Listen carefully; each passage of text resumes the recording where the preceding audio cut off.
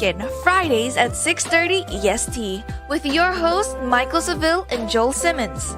A channel whose focus is liberty. A place where the lessons discussed and taught will create openings to a more open and freer mindset. A mindset where you may reach the height of your potential and excel. Here are your hosts, Mike and Joel.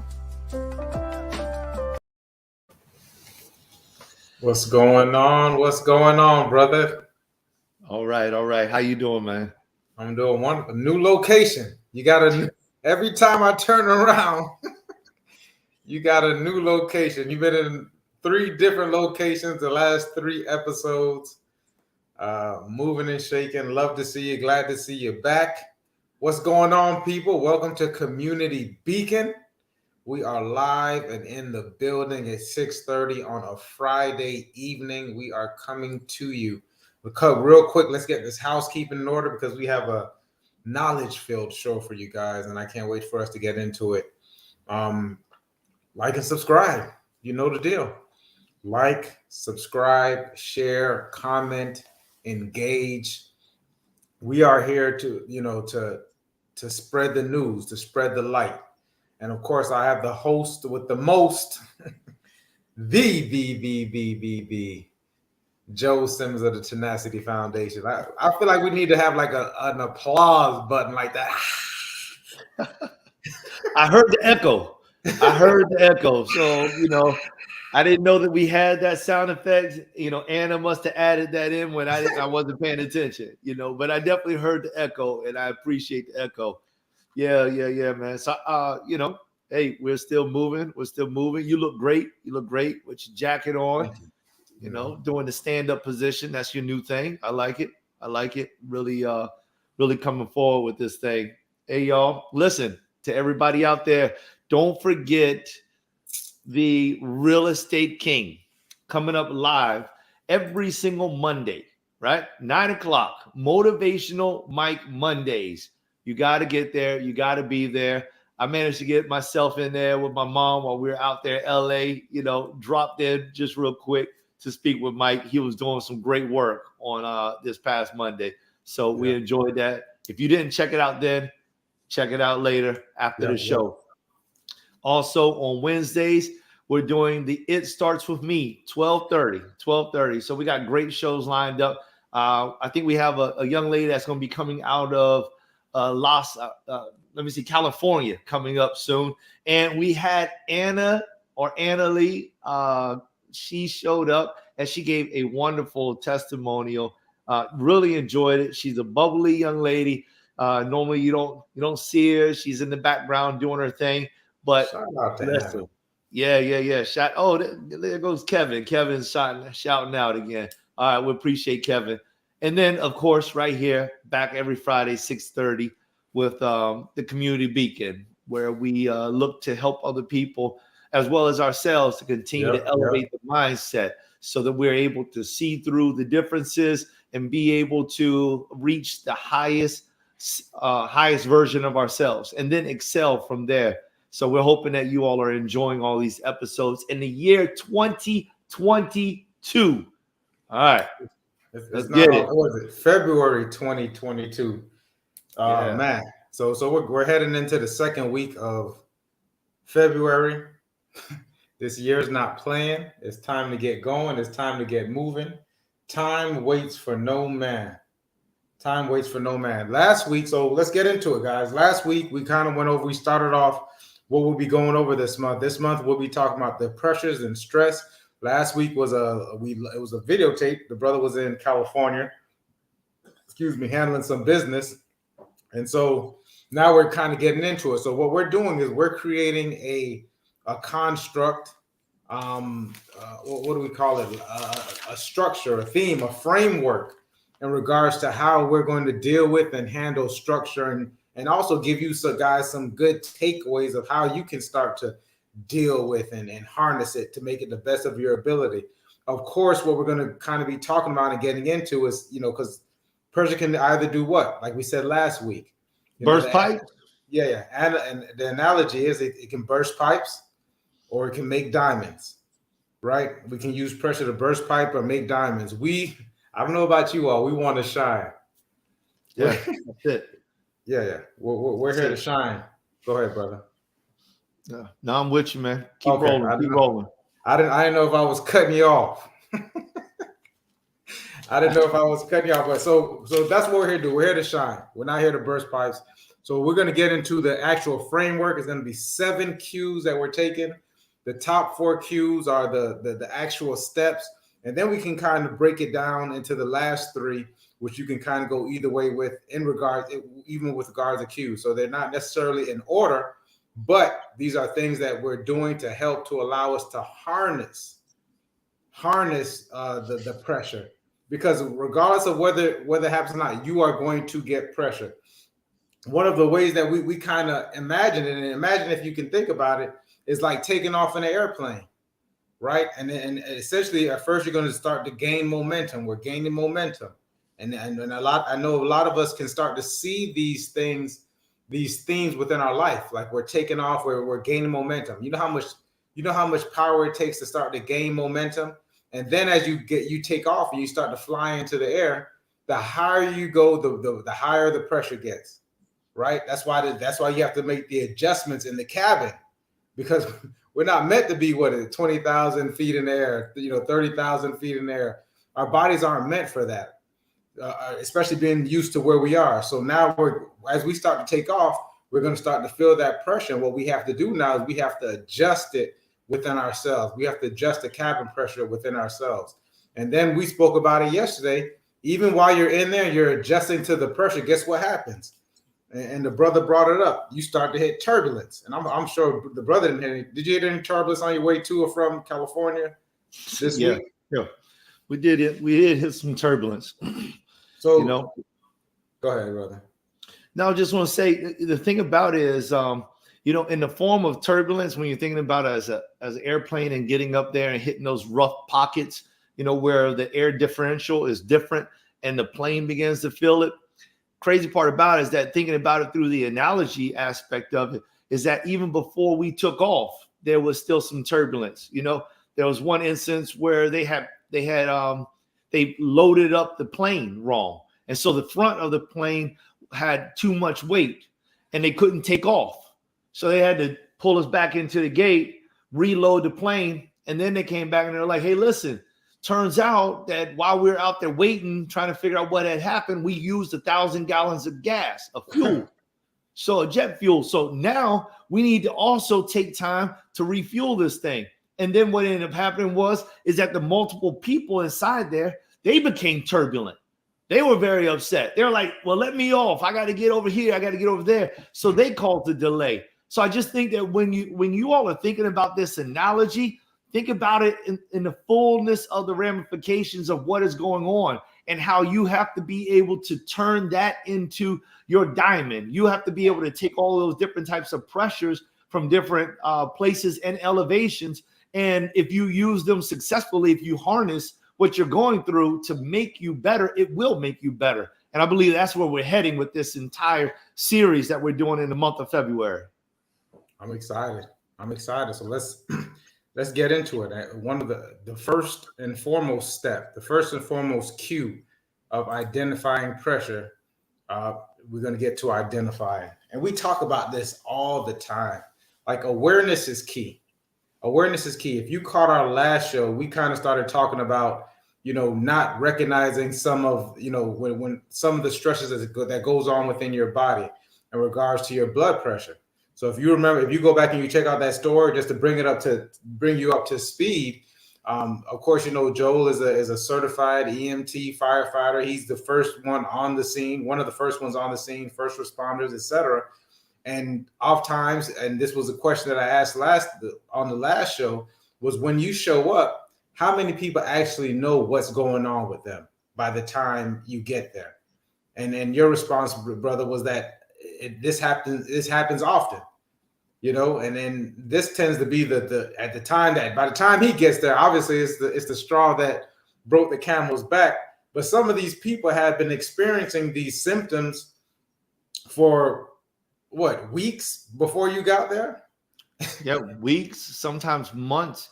People have been experiencing symptoms and they did nothing with it, and this is normal. This is normal. One of my jokes amongst other paramedics, nurses, and doctors is, that we make the worst patients, because whenever I roll up on a nurse or a doctor, the first thing they want to do is tell me what's wrong with them. They want to self-diagnose. And I mean, that's all great. They can have more experience than me or whatever, but it's their emergency. And one of the things that comes to my mind was, how long has this been going on? And as soon as I ask those questions, these people that are experienced are like, oh, well, it's been going on for such and such amount of time. Why didn't you do anything? Oh, well, you know what? I wanted to do this. I wanted to do that. I wanted to test this out. And we make some of the worst patients ever, because we feel as if we can make it through it. We know so much about it. So again, it's not just the individuals that have no knowledge of what's going on or that are blinded by ignorance, but even those individuals that do know what's going on are not taking the time to truly identify it. So I want to say that in dealing with the first thing, that there can be what I'll term as blind identification, which means that you see it, but you don't see it. You see the cough, you hear the cough, you feel the postnasal drip, but you don't do anything about it because you just don't believe it's going anywhere. And I would call that blind identification. Like, you kind of know what's going on, but you don't have any clue what's going on. You don't know if that's a cough. You don't know if that's a cold, if that's the flu. That's COVID right now that you're dealing with. So it's just like this blind identification. All you know is that a symptom has arrived, but you're doing nothing about it. To equate that now to something that can be of a different type of hazard, you notice that you have a loss of appetite, right? You notice that you're unable to sleep, you notice that you're irritable, all right? What does that mean? Many people just go on with life. They don't even check into it. But the thing about it is that can mean that you're suffering from depression. That can mean that you're suffering from anxiety. That could mean that you're having some type of heart issue. There could be something else that's going on. And all of these cues that are coming up are telling you. It's like having a light, a strobe light that all of a sudden starts to just flash. And it's telling you, hey, evacuate the building. But you're like, it's a strobe light. I don't smell smoke. I don't see fire. No, I don't hear gunshots. So, yeah, I'll be all right. Let me give you this story right here, Mike. Let me tell you this story, man. All right, so this is back before I was a paramedic. We're going back, a few years, a couple decades, really. So in this, hey, you know me, I don't care about labeling my age, man. Because you snuck it in there, though. You said I look good for my age. I look good for my age, and I feel good for my age. I know, bro. I'm just saying you snuck it. You said a couple of years, might be a few decades. Maybe 2 decades. Maybe. I'm pretty sure it is. Anyway, so I'm checking back, right? I'm thinking about this thing, and I'm going back, and I'm like, okay, I worked at a law firm, and I'll never forget this. I was working in what we call the Darth Vader building. For those y'all that live in Palm Beach County, you all know what I know it. I'm talking about. Yep. Darth Vader building. So now I'm down in the Darth Vader building. I'm an office serviceman, and I'm working for a law firm, very small law firm, probably about 5-6 people that work inside there. And a lot of these people were very high class, highfalutin, some people may say, but they were nice people. I enjoyed them nonetheless. Anyway, I ended up strangely going outside. I think it might have been a break or something like that, but I just took the time to take off. It was either a break or lunch. I can't remember. But I went down, went and got in the elevator, traveled all the way down. And when I came outside, I looked around and there was hundreds, if not 1,000 people standing outside. And everybody was looking up at the Darth Vader building. And I was like, what's going on? So I walked up to someone. I was like, hey, what's happening? What's going on? And finally someone said, oh, listen, they have a bomb threat inside the building. I said, what? A bomb threat? Nobody told us anything. What do you mean? There's a bomb threat? And so my thought process was, if there truly is a bomb, they've already evacuated all these people, then how come my people hadn't been evacuated. So I went back into the building, went wow. all the way, I think I climbed the steps, got all the way up there to the office, and then when I get inside, I'm like, hey, listen, I called out the chief lawyer. I was like, hey, listen, everybody is outside right now. And it was like, why? I said, because there's a bomb threat in the building. They think that there may be a bomb here. And I was like, I'm going to go back outside. He was like, nah, it'll be all right. They should have called us. There should have been an alarm. So nobody walked away. Now, granted, no bomb blew up. Thank so God. This worked out in his favor because he was probably able to go home and say, see, I told you, But here's the deal. I was the alarm. I was the strobe light. I was the flashing light. I was the audio alarm. And nobody took me seriously for whatever reason. If the building would have blown up, there would have been no opportunity for them to come back and say, we should have listened to Joel. But you know what, that type of stuff happens all the time, where it should have been, they should have listened to you, then something happens. You know what I mean? And you would have been the one to tell the story. Like I did my best to explain to him that this would have happened.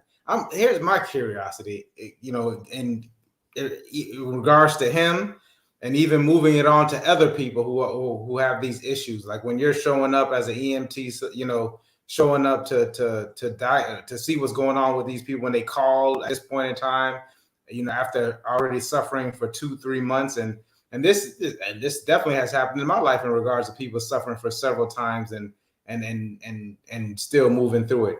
And oftentimes these people have, in the example of the blood pressure, or in the example of them feeling some kind of stress or pressure or something outside of the ordinary, they have decent health care and they're still not going to go get checked out. Or even, at the end of the day, regardless of whether they have a good health care or not, you can still always go to urgent care. You can still go to the emergency room. They'll always take you. And these people have these things going on and they don't do anything about it. I've heard of people having several heart attacks. And by the time they get to the doctor, these people are living to tell the story. The doctor said, well, this was thank God you got here in time. And the whole time, these people have been experiencing this for weeks, having these minor heart attacks until the point where they just couldn't take it. And they still didn't go get themselves checked out. So the question is for me, brother, and perhaps you can help me out with it. And I guess I need to ask myself that too, because I'm sure there's certain times when I probably should have went to the doctor or got checked out. Like, why do we do these things? Why? And it goes far beyond just,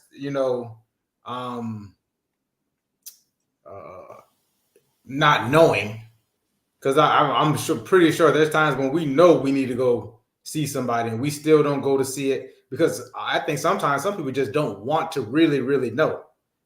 They don't really want to get that information, for a doctor to come out there and affirm this is what's going on with you, right? So why do sometimes we hide from that stuff or run away from it? Well, I'll tell you what, just like in that last scenario that I was telling you about, people don't always want to believe the reality, that they're being dealt. People don't want to deal with it. People don't want to believe that this could be worse than what it is. And some people just don't want to be told that it is worse than what it is. Mm-hmm. Some people would rather live in a life of denial. You should check out my speech that I did at the Echo Trekker Trail Trekker, the Echo Trail Trekker in Boca. And it was all about making truth your reality. And sometimes people, they don't want to believe in truth. So what ends up happening is they become blinded by their own thought process. They do this on purpose. People like to put blinders onto situations all the time. And just like that one lawyer that was like over everyone else, there were other people inside the environment that decided that they would believe him, that they were going to be all right. They chose that. Mm-hmm. And they didn't move. They didn't leave. There was one person in there who was like, you know what? I think that I want to hear what Joel's got to say. And they wanted to leave. Only one person, and we run into these types of situations and scenarios all the time. When you're dealing with patients, Many of them don't want to believe that they have high blood pressure, but their Mm-hmm. ears are red, their head is spinning, they've got a headache that just feels like it came out of nowhere, but they don't want to believe that it's because their blood pressure is high enough to give them a stroke or a heart attack. What they would prefer to believe is that it is because they ate the wrong food, or because their child is getting on their nerves, or because they watch too much TV. All of those things may be a part of the situation. They may be symptoms from this situation, but that may not be the root of the matter. And many times people would prefer just to pluck the fruit off the tree instead of actually dealing with the root cause. There you go. There you go. And then this just goes back to getting to the point to where you're either going to bust the pipe or make a diamond, because the faster we get to the root of the situation, the faster that we can begin to fix it. And like we say, to harness this pressure and this stress that we have going on. All right, cool. Let's get into the second part. What do we do after we identify? What do we do after we identify? Well, we list. We start to run. I hated doing this. I'm not a fan of it. I'm not a fan of writing things down.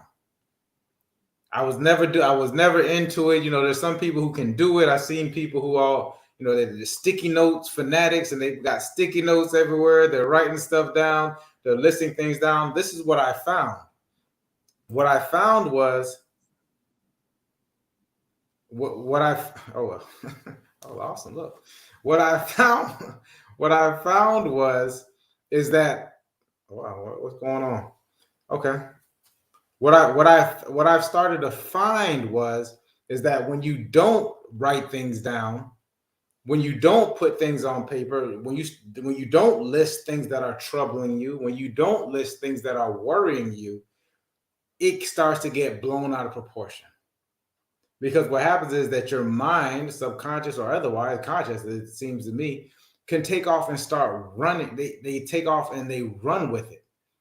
So your subconscious is making this huge big deal out of, maybe your to-do list, what you need to have done for the day.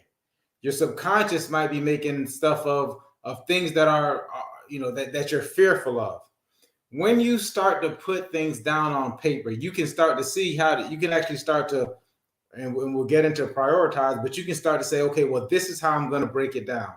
So listing your problems. Let's talk about fear. One of the fears in sales and definitely in real estate is what they call prospecting, cold call prospecting, making phone calls. And they call it having to pick up a 10-pound, 20-pound phone, because that's how it feels for some people. And the fear is actually very irrational when you think about it. You are scared to pick up the phone to call someone. And what's the worst thing? And we're not talking about meeting people face to face, but calling them. What's the worst that can happen to you when you call someone? Okay, they can hang up the phone. They can maybe curse at you. That's happened. They can be mad at you. But at any point in time during this conversation, you can hang up the phone. You don't have to deal with whatever abuse a person is going to give to you. But what you also find out is that if you talk to 100 people, there might be 3 to 4 of them that may react in a terrible way. Maybe not even 3 or 4 of them, because I've been doing it for a while now, and I probably can name 10 in my mind that I can remember. Maybe 10 out of hundreds of contacts that I've made with people. What you tend to find is people tend to be nice people. People tend to be nice. People tend to be non-confrontational. There's only a certain amount of people who are confrontational, and some of them have to work their way up to it. Like, they really have to get them. But if you catch them on a regular day where they're not actually bracing for this call or feeling a certain kind of way, but the irrational fear is there. So what I saw one of my mentors and coaches say was to write these things down.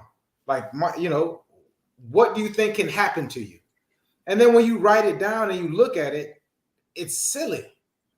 It's silly for you to have that much fear versus doing whatever job it is that you would like to intend.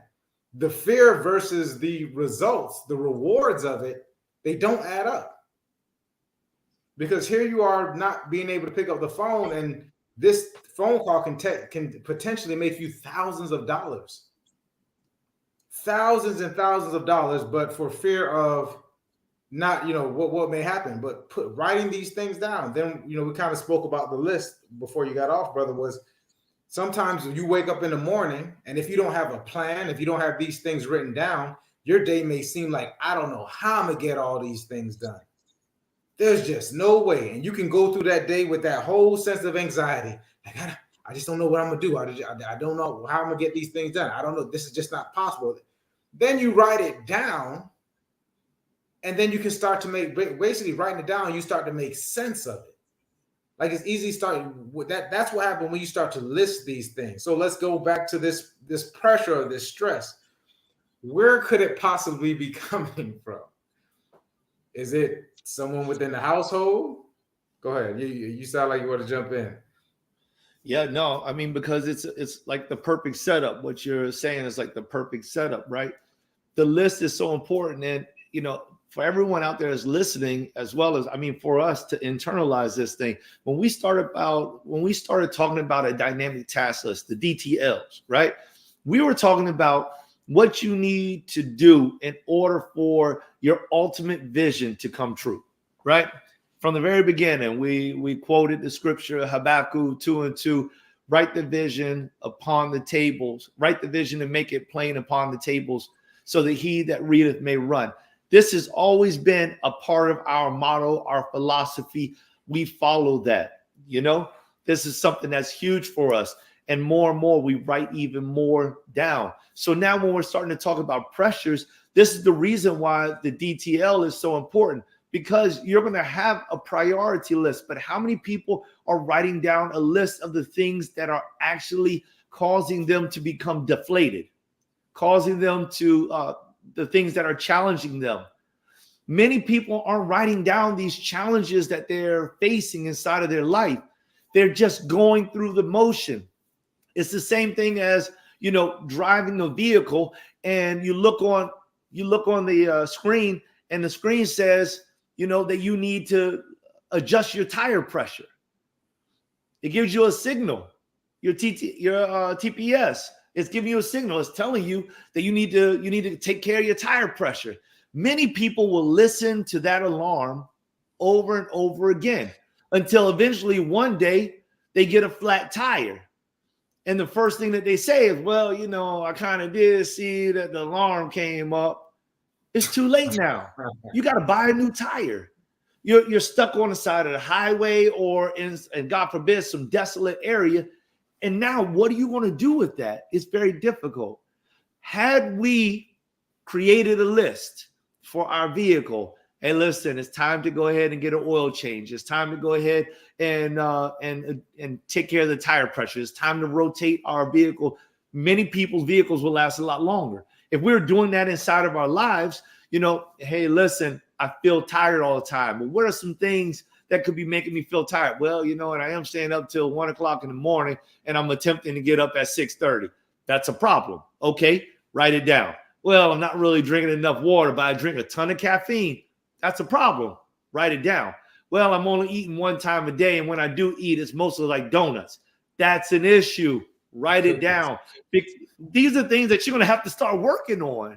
But if you don't ever write them down, then just like getting in the car and allowing for that deflated tire to continue to support you, eventually the tire will pop. Just like eventually your stress, the stress inside of your veins, your arteries, they're going to ignite. They're going to explode. You're going to explode. Eventually, it's going to happen. So write it down. That's the importance of this list. Yeah, 1,000%. That list. I love the example you gave in regards to wanting to get up early in the morning, 6:30 or whatever time it is, but you're going to bed at 1 o'clock. And it reminds me of this Jerry Seinfeld episode when he said there's night Jerry and there's morning Jerry. And it's the same thing with me as well. There's a night Mike and there's a morning Mike. So everyone, you all know by now my schedule. I'm up at 3:30 in the morning, Monday through Friday. But I have a habit. I'm a habitual night person. Cause I like, nighttime is a time for me to unwind, etc. So I end up going to bed later than I probably should. And what happens is that emotionally and mentally, nighttime, I'm like, I'm up. But if I write it down, and I probably put it next to the bed, like, you need to go to sleep. You need to be in bed by 10 o'clock. Turn the TV off or turn, whatever it is that you're doing, just stop. Because normally if I just stop and I'm still for 5 minutes, I'm going to sleep because I'm leaving it all on the line during the day, mentally and physically. But I don't. And then I get up in the morning, and when that alarm goes off at 3:50, sometimes I'm up before the alarm goes off. At 3:15, 3:30, I'm looking at myself like, why didn't I just go to bed the night before? Well, I'll give you a couple of reasons. It's because I probably didn't write it down. Because if I write it, and so that's something I'm going to start to institute with in regards to my scheduling. Writing something down next to the bed saying, hey, you don't need to watch that episode. Maybe get 15 to 20 minutes in if you feel like you want to get 15, 20 minutes in, but you don't need to be watching it, and definitely don't go to the next episode when you lay down. And that often happens as well. Don't turn your phone off. Don't pick your phone up, etc. So that's something that we all can take and make it tangible. Love it. I kind of, when I was going through making some notes for the show today, I kind of added list and prioritize together. But then I realized how important the third step is, and the third cue is in this, in regards to prioritize. And it's so important, you had to separate it from list. Because I was going to say, oh, you just make a list and you start to prioritize things on a list. No, prioritize deserves its own step. So I'm glad when I was making those notes, I had to make the adjustment. Of course, I got the brother on the other side who's an EMT, but what came to my mind was triage. Like a person going through triage. When you get to the hospital, them assigning you, how to triage you, where to put you on this list. And so when I was doing some research on it, there was 4 levels of triage. And so there should be 4 levels of prioritization. Number 1 is the immediate. This person needs help now. It's an emergency. I mean, we all go to the emergency room. That's where the triage comes in. When you go and you check in, well, what's going on with this person? This person has some type of major thing. He's bleeding out, whatever the case may be. Like Joe probably knows the terms a lot more than I do. But that immediate attention is needed. Now, and Joe's probably relaying that to the nurse. This person he needs to see somebody. What would y'all call it? What is it? Is it a code, or is it just, how do you triage somebody when you get there, or help with support with the triage? Man, I mean, you're getting deep into this. You're getting deep into this, and I love it, and I definitely appreciate it. It's criteria, right? Yeah. And I think that deserves a little bit of explanation, because we also have to have some knowledge of what the criteria is, So when it comes down to inside of an ER or pre-hospital, where I'm more pre-hospital, then I'm thinking about different types of criteria. I want to know, is the brain functioning correctly? Is the heart functioning correctly? Are the lungs functioning correctly? Or are there abnormalities there that I believe can cause this person to not survive? And those are going to be my top priorities. Those are going to be my codes right there. And if I call a code, then that's because they're at a high level of suspicion for perishing, either in my care or in the care of the hospital. So I need to alert everyone so that I can get everyone on deck. When it comes down to family or business, we have to start understanding what the high level, scratch that. When it comes down to relationships, because really that's what it all comes down to. I mean, we can divide this into family or business, but what it really comes down to is relationship with self, relationship with friends, relationship with family, relationship with business. When we hit a certain criteria where something is failing, you're looking at a possible divorce. You're looking at losing your children. You're looking at going to jail. You're looking at a business collapsing. You're looking at, health failing. You're looking at going to the hospital and maybe not coming out. These are codes inside of our life, and we should understand the criteria. For many of us, our audience within Community Beacon is somewhere in between, the 20s and I would think the 50s. you know, with somewhere in between the 40s, somewhere around the 40s being primary. But listen, we, especially those from 30 to 50 and up, we've been through enough and seen enough. We should have by that time to be able to understand when something is going down. Right. Well, and here, see, I can respect it. I respect it and I understand it. However, talk to me. My experience, especially when you're looking at somebody from that, you know, because oftentimes we get a chance to actually look and experience people. And you would think, and I'm sure you've had the same experience, when you would think that a person, because once again, we're going into these different levels, these different criteria. You know, obviously it's not the exact same as the hospital, but they're essentially the 4 criteria was immediate, urgent, delayed, and expectant. We often see people, I know I do, I see people who are probably hovering around that delayed to urgent kind of place, because they don't, when it gets to urgent, immediate, that's when they start reaching out. And there's times when I say, well, you should, like, why didn't you come to me 6 months ago? Like, you know, or however much long ago, but you know, the last time I saw you, which wasn't that much, that it wasn't that long ago, you weren't in crisis mode. You weren't about to get kicked out of your house. You weren't about to you know, you essentially you're moved out of the house or something. You know what I mean? You weren't like, these things weren't happening, but we wait, just like they wait to call you because the blood pressure has gotten out of hand. Say it again. 3 o'clock in the morning. Yeah, 3 o'clock in the morning. Well, before you, but these things, there was a build up to it, right? So let me dive in there real quick, if you don't mind. So, and that's why this is the lesson, y'all, because we are building in this. That's why when Mike first laid this thing out, that's the whole point of there being, number one, identify. Go back, throw that back up on the screen, Anna. Awareness is key.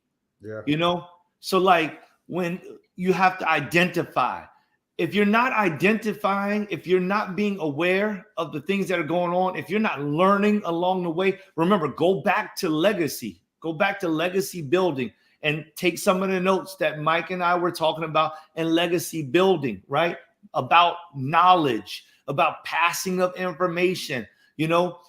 Let's talk about some of the philosophies that I've mentioned before on the show. When the giver and the receiver, once somebody gives you something, you have the power to use it or to lose it. If you decide to lose everything, if you're listening to this broadcast and you just don't want to have nothing to do with it, then don't have nothing to do with it. You don't want to make a list, then don't make a list. If you don't want to identify, then don't identify.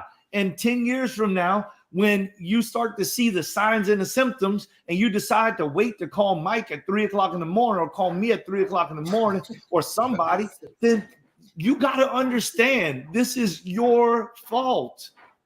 That's why we're giving you these things, because you got to take the time to grow.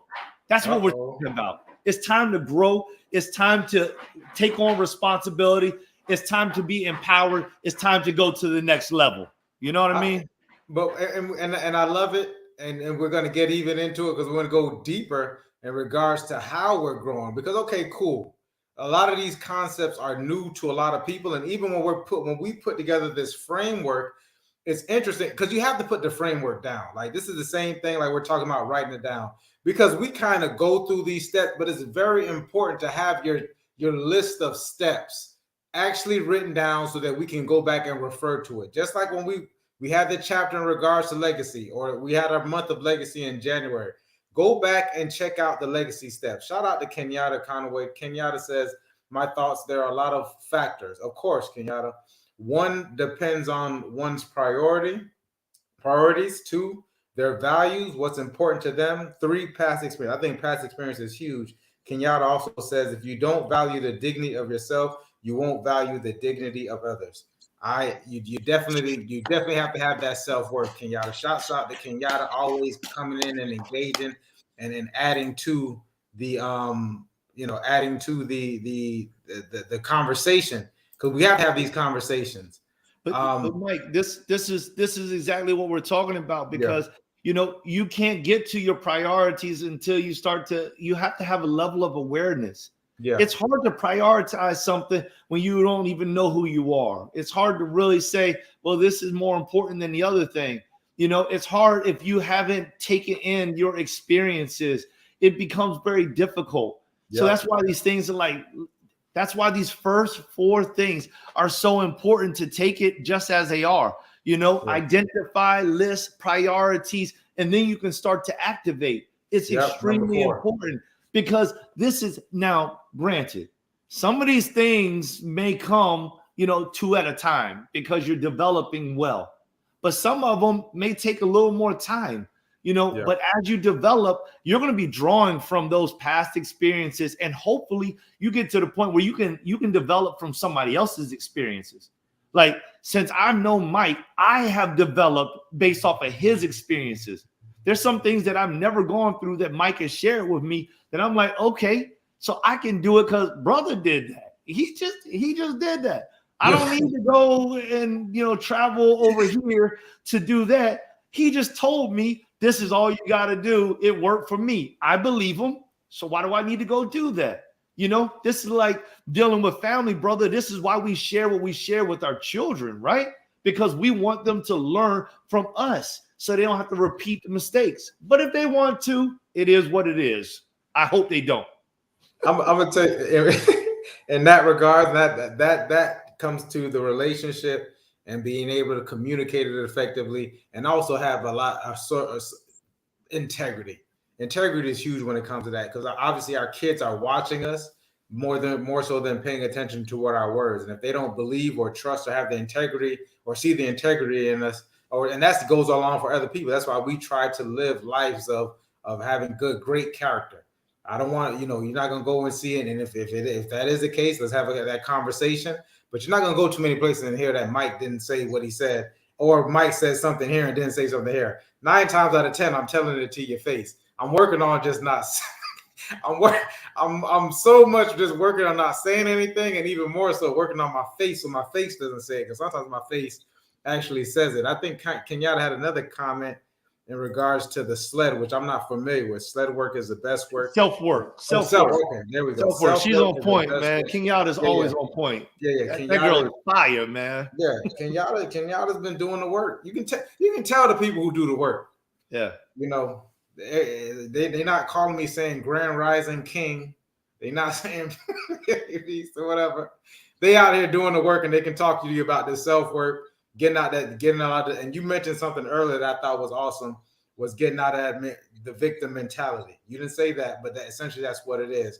Well, we have to take it within ourselves. Activate. Perfect. Let's get to it. Thank you, Anna, for getting us back on track. Shouts out to Anna in the background producing this. Anna producing the show, keeping us on track, because we'll go. Activate. It's time to we can start to put things in motion. But please remember, this is not a race. This is not a race. This is a journey, and it's your journey. Nipsey Hussle talked about it. He said, run your own race, no matter how many steps it takes. He was talking about it. That's what the marathon was about. This is about running your own race. It's actually a Bible verse in regards to not to the strong, and not to the not to the strong or to the swift, but to those that persevere. So it's just about being consistent and running and starting to run your own race. So how long are you gonna have to spend on awareness? I don't know. Until you get it right. Huh? Until you get it right. Until you get it right. What was the second one? How long are you going to spend on putting that list down? You might have a really long list that you really need to check out. How long is it going to take you to triage it? I don't know. But you figure it out. You will figure it out. And we're going to get into how we can help to figure it out. But at this point, activate is starting to put certain things in motion. Because some of these things we can start doing on our own. Some of these things we can start moving. We know when we can move in the right direction. And then a lot of us know when we're not moving in the right direction. There's no peace. There's no peace in that when you're moving in the wrong direction. So it's very important for us to I think it's important to take action at the same time. A lot of us aren't taking action. Go see the doctor. Go have the conversation. It doesn't have to be a deep conversation. Start the action of starting to forgive someone, whatever it is. Driving in the car and having that thought process. Man, here's a real quick thought I had. Here's one of my empathy slips. I'm gonna call it an empathy slip. I think it's terrible. I think it's terrible how some of us, our adult selves, our adult personification, treat someone else's childlike state. I think, and I want to explain it, but we all of us have this inner child. We have this young inner child, and it's a shame how some of and then we have this adult personification of what we think we should be. A lot of us are playing this role, and the way that we treat someone else's inner child, someone else's weaknesses, etc., and how we treat it, and oftentimes we do it without even knowing it. But go back and check yourself. How am I treating? When I talk, I know this is a grown person I'm talking to who's sitting in front of me. How am I treating them? Their inner child. How am I caring for this person? How am I loving this person? Because we're all supposed to love each other at the end of the day. So just be careful about how you come off. Be careful how you communicate, because it's the person's inner child that's actually taking that hurt. If that makes sense. Go ahead, brother, with the action. I don't want to monopolize. No, I love it. I love it, and I love what Kenyatta is saying right here too, because I mean this is like key. I mean, really, y'all, we're talking about these 7 cues that will help you to relieve this pressure, And the thing is just like when I gave you the example of, me going upstairs in that building and telling those lawyers that, listen, there's a possible bomb in the building. It's like that was a cue for people to activate, and they chose not to. Well, I'm looking at what Kenyatta said. She's like, sometimes God and the universe will send you smoke signals, and we don't pay attention because we are looking straight ahead. Be willing to reinvent yourself intentionally. And she says the story of her life. It's the story of my life too. There's this saying, brother, and the saying, it's a little story to get people to understand, God's intervention, because sometimes we don't recognize it. So there's a saying, right? There was a couple old people that lived on a farm, and they only had one cow, and they were just expecting to die, and that was the end of it, but they just continued to just like milk the cow, and that was it. The grass was, the fields were non-fertile, and the death angel was just traveling throughout the land. And so, but these two, they didn't know it. So anyway, while they're sitting there drinking their milk and everything, and one of them's just like kind of complaining about, how they're just going to, they don't know if they're going to make it. Somebody comes and knocks on the door. And when they knock on the door, the individual is like, hey, listen, I'm thirsty. I have no place to live. I have nothing at all. And they're like, well, listen, you can go stay out there with the cow, and we'll give you milk. So during that period of time, the milk became very sparse, but they kept taking care of the individual. All of a sudden, the cow dies, and they're like, what? Oh my gosh, the cow's dead now. I don't know what we're going to do. We don't have any crops. We don't have a cow, and they had a dog there too. And they're like, well, at least we got our dog, and we're going to sit here with the dog. We're going to sit here with our friend, and we're just going to, just wait and die, because there's nothing that's happening. I thought I was going to eat the dog. The dog dies. And they're like, oh, we can't even be comforted by the dog, And they look at this person, and they're like, we don't know what to do. I think that we're just going to go ahead and die, and, we might as well take our own lives. And the individual looks back at him, and he reveals himself, and he's this angel. And they're like, well, angel, how come you didn't save our dog that was comforting us? How come you didn't save the cow that was feeding us? And when the angel looks, he says, well, the death angel came by, and he was going to take your wife, but I sent him to the cow instead. They're like, oh. He said, but then the death angel came by a second time, and I sent him to your dog instead of you. I preserved you each time. And then on the next day when the angel left, the sun comes out and the crops begin to grow. And so it's a strange story, but the bottom line is that many times God will send you the answer to what you're looking for, but we just don't understand the message and how it's coming. You got to look for those subtle cues. You have to continue to trust in yourself, trust that you're going to make it. It's a mindset shift. And I think Kenyatta mentioned that this time, and she mentioned it like last month. It's a mindset shift. You got to have the type of mindset that says, I will make it. You know, I've been through something bad before. I'll get through this too. God will be by my side. Whatever comes, it will be okay. Excellent, brother. Great story. And I wanted to get into a part of Kenyatta, but I see, what is it? Supernatural well-being. Says, good day, fellas. Jose, what's going on, man? Do you believe in writing down your vision? My vision board is my magic wand. I write it down and it comes to fruition. I feel we're getting closer to manifesting what we ask for way faster. We are awakening. I love it, Jose. We kind of touched on it at the beginning of the show in regards to writing down. I was telling Joe earlier how I dislike writing stuff down, but the ability to write it down. Now, I would add even something to that vision board, because what happens is that we have the vision board and we write things down. And we look at it, but sometimes it just becomes a part of the wall. It becomes a part of our environment, and we kind of stop paying attention to it. I advise you to not only write down the vision board, but to go back and look it over. Make sure that your vision is still aligned with what it is that you have going on, and just make it an active vision board. As things start to come off of that vision board, start to add something. Just start to mess around, or even say, is this something that I really want? So spend a lot of time with your vision board, and that, I think, you manifest things a lot quicker. You know, just make the vision. I'm not saying you're not doing this, but for anyone who's asking in regards to the vision board, definitely make it more interactive. Don't just, because it's oftentimes just becomes a part of furniture that you don't necessarily pay attention to. So awesome, man, and thanks for checking in with us. Hey, Jose, this is what I use. It's called PAM management, and it's project, act, manifest. So like one of the things that we teach in the Tenacity Foundation is, you know, to have that vision. First, passion and purpose, right? Those things are key. I think Kenyatta spoke about that last month too, because she uses a coach as well. And I love it. I love her comments every time. So like, understand what your passion is. Then you need to find what your purpose is. And then you need to visualize the end. See the end in mind so you can know you're working towards it. That's where the vision board comes into play.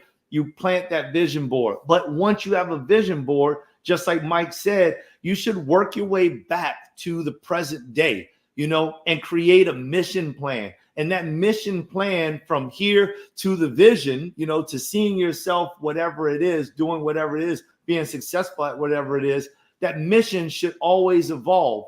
It should always be changing, because as you gain more knowledge, more understanding, more experience, different things are going to happen that are going to enable you to reach the end of that vision. So during the course of that, you start to project exactly what you need to do. And then you need to act on it, act on it, act on it, act on it, act on it. As often as it changes to get to your vision, act on it. And if your vision begins to change, you need to act on that too, because your mind is developing, right? And it's becoming more focused on whatever it is that you're looking for. But I think it's a beautiful idea.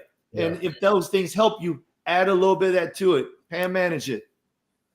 Awesome. I liked, I don't know what Kenyatta's laughing at. Write it down and take action. Actually, the part that most won't do. That's and that would get into something that we wanted to talk about. I couldn't wait. Thank you, Kenyatta, for allowing me to do this transition. And I think we kind of, Anna, you could bring it up. We can bring it up in regards to, and Kenyatta spoke about it before, and willing to reinvent yourself intentionally. And then she brought it back up again. Where is it? Here, where it says writing it down and taking action. And this is the the competency ladder, the ladder to learning. It's a learning step learning. You know, so 4 stages of learning. And so here it is. It's almost like driving. It's almost like walking. It's anything that we kind of take for granted. but we don't remember how tough it was prior. So the first thing was, you start with unconscious incompetence. Like this is the not you don't know how bad you are at whatever it is that you're planning on doing, and it's tough once you become you start to grow in age, you start to be a little bit more rigid in your ways, because things don't always come naturally to people, and when things don't come naturally, we for the most part we try to avoid it. Most times we our consciousness or subconscious wants to be comfortable. Our ego wants to be comfortable. So when you find out that you're unconscious and incompetent, and first off, you think you can just go out there and play. Kenyatta, you played basketball, so you know what you probably don't even remember about trying to figure out how to first dribble the basketball, right? Then we get to the conscious incompetence part. That's when we know we're terrible. This is when you know you're terrible. This is when I mean, and I went through it I would go through it on the phones. I'm like, boy, I'm terrible. Like, why did I do this presentation like this? That was horrible. Like, man, I know while you're doing it, you suck. That's one of the hardest things to take. It hits your ego. Like I tell people all the time, if you want to kill your ego, start making cold calls. It'll kill your ego. And then we get to the conscious competence. So we start to understand the rules. Things are starting to be laid out. We're starting to say, okay, so there's steps to this. So if I follow these steps, if I follow this script, if the coach says this is what you do, you dribble it with your right hand when you're doing this, whatever it is. If you're driving, okay, so I need to turn the turn signal on. I need to do a head check. I need to do this. I'm consciously making the decision to actually go through these steps. And then, of course, the holy grail is that unconscious competence. That's when you start to see people like Michael Jordan and these athletes who are shooting with their eyes closed. Steph Curry is shooting it because it's just muscle memory at this point in time. Our entire being has already adopted it. But going from that and we don't know how long these things take. So when we're talking about reinventing ourselves, well, what do you mean by reinventing yourself? Because you're used to being this way. So that I can imagine how scary that is for most people. But we're not. I'm reading David Goggins. We want to be uncommon. If you truly want to live in your gift and be spiritual, you have to be uncommon. You have to fail to them 1,000%. That's that unconscious incompetence and conscious incompetence. Failing to learn. You had anything on that, brother? I think that's perfect, man. I think that it leads us right into the fifth piece, which is less is more. Yeah. And the thing about it is because just using that same analogy of basketball and everything, when somebody begins to practice that one specific movement, you get hyper focused on doing something well because you understand you don't do it well. And because you become hyper focused on doing it well, that it becomes one of those things where you're doing it without even thinking about it. When you start talking about basketball, that was one of the things that coaches always wanted us to do. They wanted us to dribble left, dribble right, dribble around in laps, dribble up and down, dribble doing this, dribble doing that. And before you know it, you're dribbling so much, you don't have to look at the ball anymore. Your hand placement, spatially, you just understood. Muscle memory is the terminology you use. You just understood where the ball was supposed to be by the sound of the bounce, by how it rolled off your hand. And no longer did you have to focus on dribbling. So now dribbling was a natural to you, and you could start focusing on something else. So less is more. That's what that means. It's often when you start to do something small well, then you become better in doing a lot, because now you understand how to do something very small, very specific well. You can add to it. When you gain mastery of one smaller thing, you can then take another small thing and gain mastery. You don't lose the other one. The old saying is it's just like riding a bike. That was very difficult for many of us when we started riding a bike. But once we got it, next thing you know, we're riding a bike with no hands, or no feet. or we're switching our back. I'm about to date myself. We're switching tapes in our tape deck, and we're listening to music. Next Popping wheelies. we're popping wheelies, right? Next you know, we're popping wheelies with no hands, Yep. and it's because we can build on the skill level by doing less. Sometimes when we just do everything, we become, as they also say, a jack of all trades, master of none. So we know just enough to get by. But if someone ever asks us to really dive deep into any one of those specific categories, we're lost in the sauce. So less is more is huge, y'all. And that's going to take us up to that next level. It's going to help us to scale to greater things. Yep. And so less is more. Just take it in chunks, is what I say. Last is taking a break. The brother, I know you spoke about taking a break. You were on the road last week. You jumped back in. By the time you got back, I'm getting a call at 6:45 in the morning, and the brother's on the road going back to do something else. And this is after traveling from what was it? California. And that flight back is that's what gets you. You'll get to California and be okay. But that flight back from the West Coast coming here and land, whatever time you land, it definitely takes a toll on your body. So when you're going through this pressure, when you're having this stress, it's important to take that break. And sometimes it's important to take a break when you probably don't want to take a break, where you're not being efficient. When actually someone, I say, guys, sometimes God just tell you to sit down. And it might be a couple of days. It might be 30 minutes. It might be a couple of days. I know he's told me specifically to sit down in regards to what I was pursuing for months. When he said, just be still, what is it? Peace, be still. So there was times when I just had to be still and learn patience and understand what exactly is going on before I go to that next plateau or that level. I really want to read what Kenyatta wrote before we move on. Aside from myself, I ran from challenges, mindset shifted. I get to run towards challenges as it's a way for me to evolve and grow, surrendering to the possibility of failing and looking at it as a place to grow. Embrace newness. Yes, sir. David Goggins is the beast. Yeah, he's a different guy. Granularity is important. Facts. Brother, talk about your sitting quietly as supernatural well-being. Jose spoke. Just sitting quietly is great for the reset. And what you had to do recently, because I know we spoke about it briefly. Jose is right on point. With just sitting quietly is great for the reset. There's also a scripture that says study to be quiet, and referencing the Bible, there's a lot of peace in just studying, and it forces us to take that break. And, going through all of these different steps, taking a break ought to become a part of our everyday routine.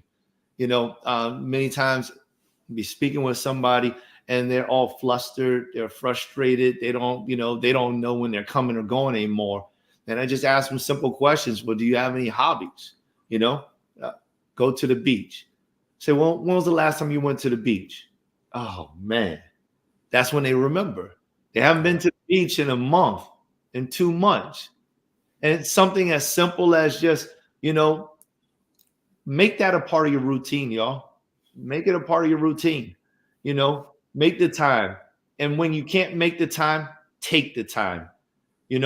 It's big. And so for me, I had to take the time.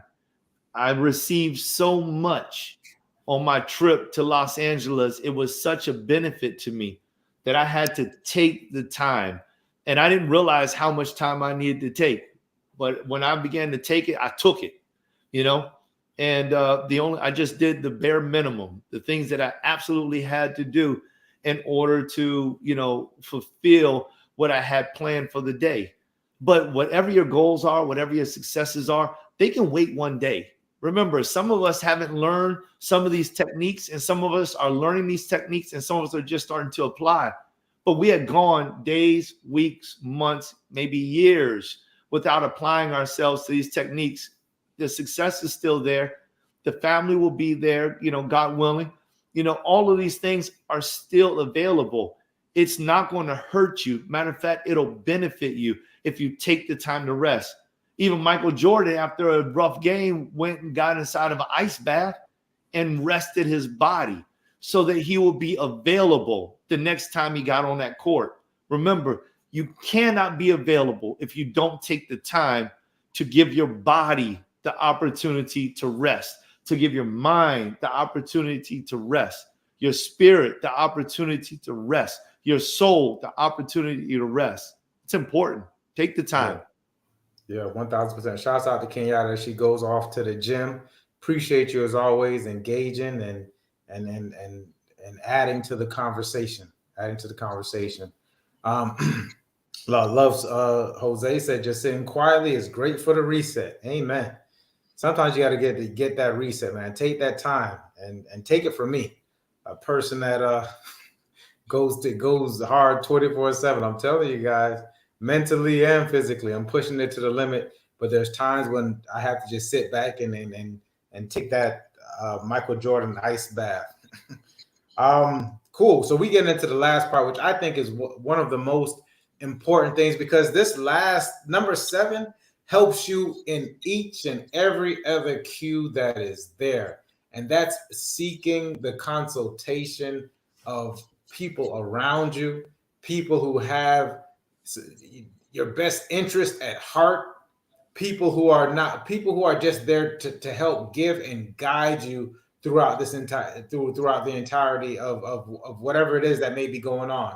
Because as much as we can attempt to identify, as much as we can attempt to list, prioritize, activate, figuring out where we need to start from, whether or not we need to take a break, sometimes we have the blind spot. Not sometimes, we have what we call blind spots.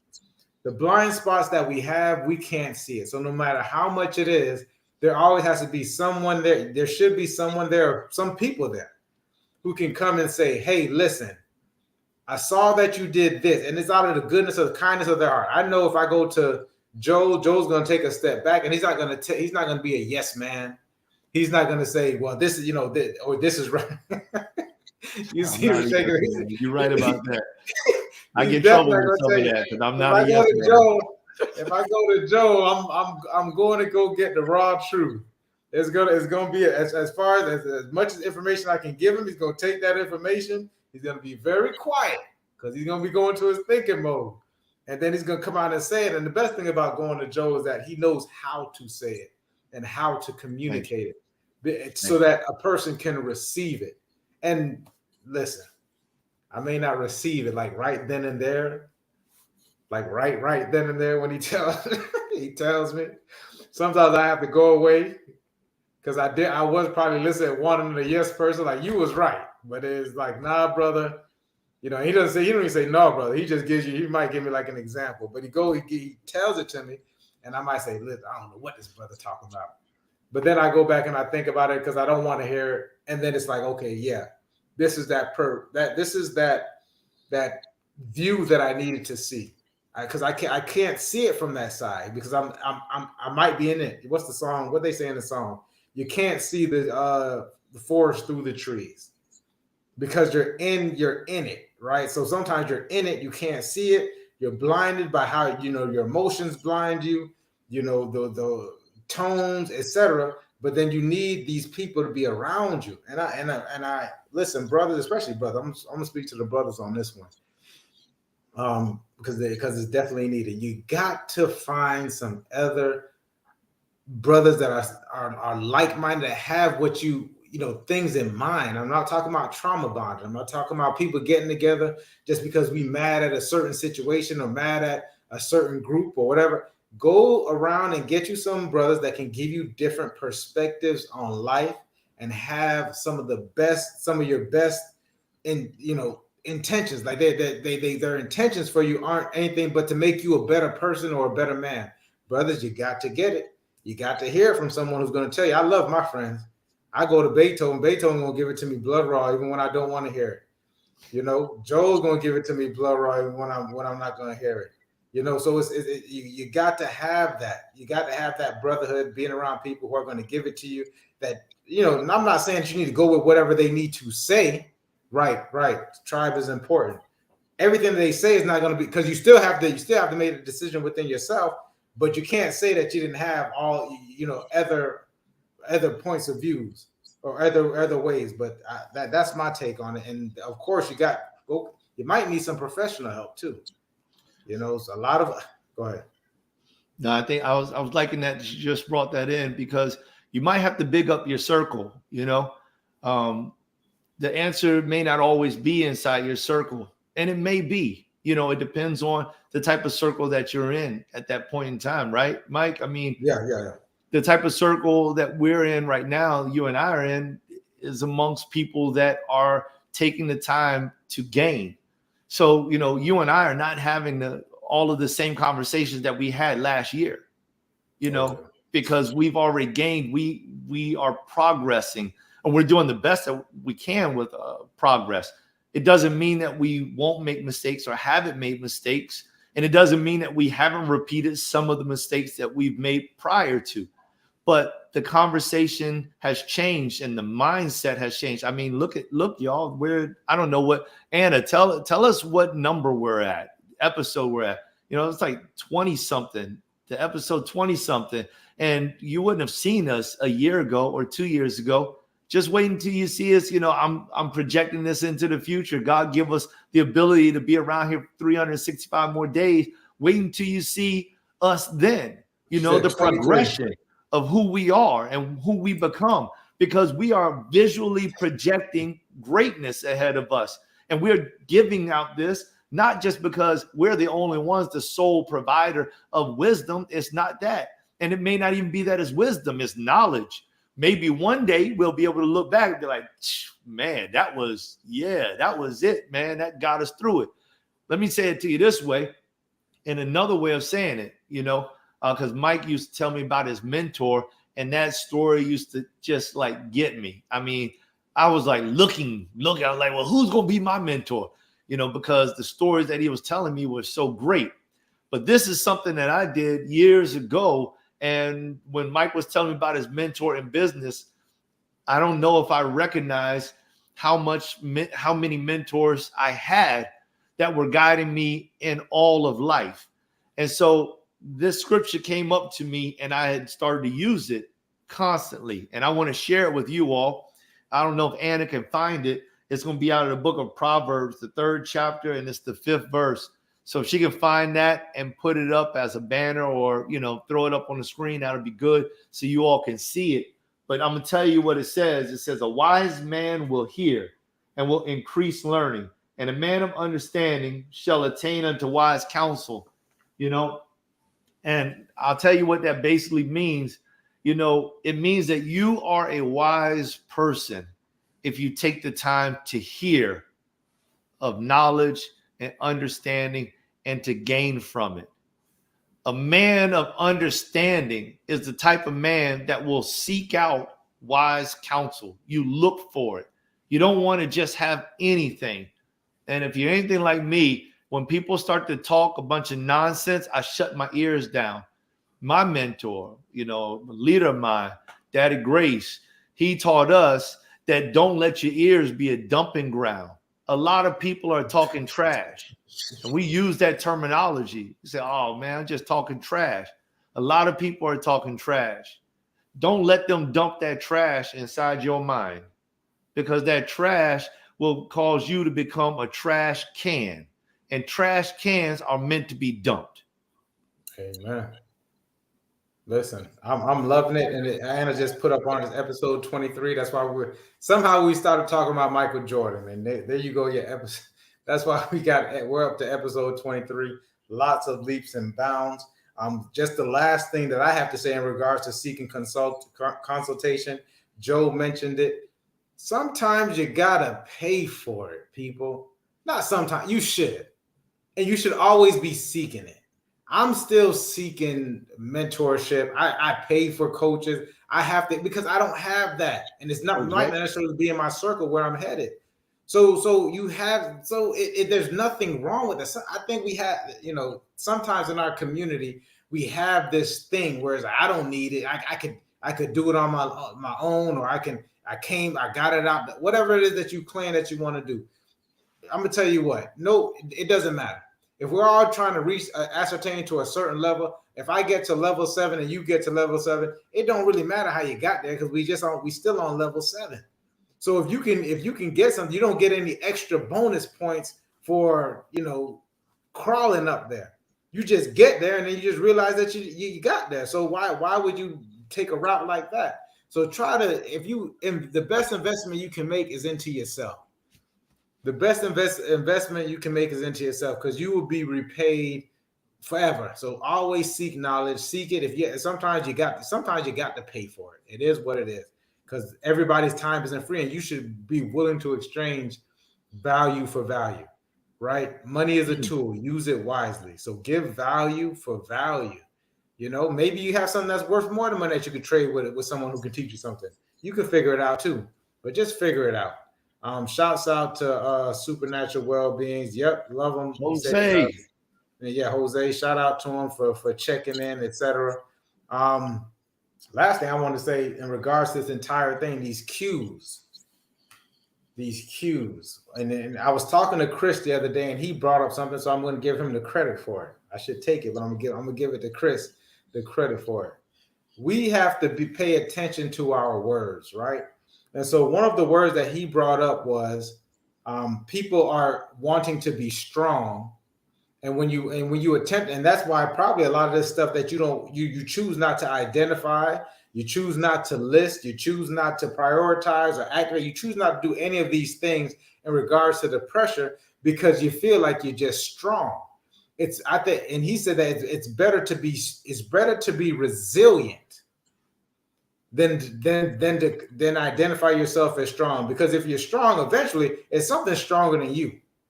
When that pressure is making that diamond, the diamond isn't strong. It's the pressure that's refining it. The diamond, the thing whatever the diamond is becoming resilient. The coal is becoming resilient, and that's what is being made into that diamond to shine bright. But when you want to be strong, you're going to burst like those pipes because there's always something stronger. It's always something that can take you out. You can be as strong as you think you are, but eventually your body can only take so much can only take so much. So try to just be resilient. Try that strong thing is not, I personally don't think it's the way to go. Be resilient in life, brother, as we end it out. What do you got to say about before we get into next week's show? I love it, y'all. Yeah, I don't know if I might have misquoted that scripture. It's not 3:5. It's Proverbs 1:5. Proverbs 1:5. But listen, it's been a good show. I've enjoyed this thing. Oh, look, Anna's got it up there. She's got it up there. So it's all about getting that guidance and get the wisdom, y'all. It's beneficial. It's beneficial. It's a life changer, and do something with it. Remember those first 4 steps. About identify, about listing, about prioritizing, and then activate. Those last 3, once you get to those last 3, it comes and goes, whether you need to consult first, you need to take a break, or you need to, what's the other one? Or less is more, Yeah, less is more is 5. Mm-hmm. Sometimes those things will come and go, especially towards the end. That's why they're cues to help you to build and to build better, yourself. This is all about self-awareness. And self-awareness is the key to being the greatest version of yourself. If you don't have self-awareness, it's hard to build yourself. You need to know where you are. Go back to our episode about groundwork. Put in the groundwork. Take the time to put in the groundwork. And once you put in the groundwork, a lot of these things that we're talking about will become evident to you. You'll be able to see them real clearly. And then you can start working at them. And there'll be a lot of times when you will fail, but don't worry about that.